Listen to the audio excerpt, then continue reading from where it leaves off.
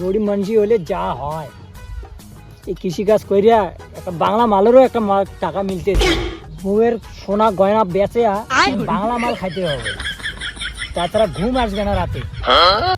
বাড়িটা আগে যাই, আগে বউয়ের সোনা গয়না বেচে মালটা খাইতে হবে। বন্ধু টাকা পয়সা তো কিছু নাই রে বন্ধু, মোবাইল টোবাইল তো সব দেখে ফেললাম, বাড়িতে তো আর কিছু নাই। এলা যে মদটা খাই কি দিয়া? উঠেই তো রে বন্ধু, আমিও ভাবতেছি মদটা এখন খাবো কি দিয়া। আমি বাড়িতে গেলাম, যে একটা সোনার চেন দেখলাম মার, তারপরে সুকেশটা খুললাম, দেখি ওখান থেকে সোনা গায়েব সোনা। আজকে তো মদ খাওয়াই লাগবে, মদ না খেলে তো ঘুমাবে না। কি করা লাগে, কি করছি বন্ধু? আমার কাছে একটা আইডিয়া আছে বুঝলি, আমার কাছে একটা ক্যামেরা আছে, ওই ক্যামেরাটা বেশি দিয়া আজকে একটু ভালো মদ খাবো বুঝলি। মিউজিক মোমেন্ট ঠিক আছে আছে। বউ তো আজ নাই, আজ মদ খাইতেই হবে। কি করে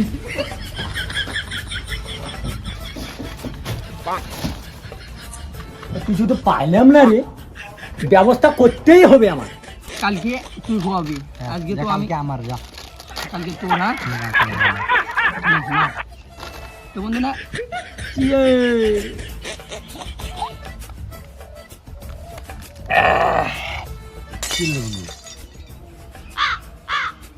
কিরে মানস, তুই এখানে বাংলা খাচ্ছিস আর আমি রোদের মধ্যে কাজ করে মরি?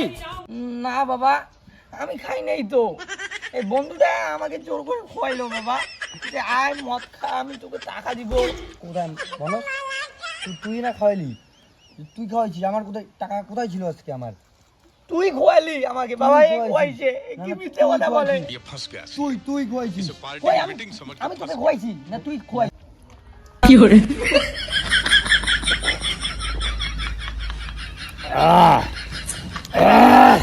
এইটু খেয়ে দে, আমার কিচ্ছু হলো না রে বেটা।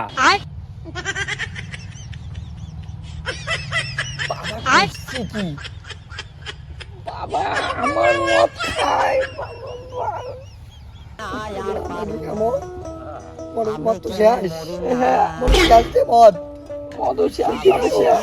না রে বেটা, এইটুক মাল খেয়ে দে আমার কোনো নেশা হলো না। আমি কিছু দেই আর তোমরা কিছু ঘরে একটা ফুল মাল নিয়ে এসো। মনোজ টাকাটা নেই তোর বাবার কাছে, আরো দুটো মত হবে, এখন খাইতে পাবো, চল চল পালা পালা রে মনোজ।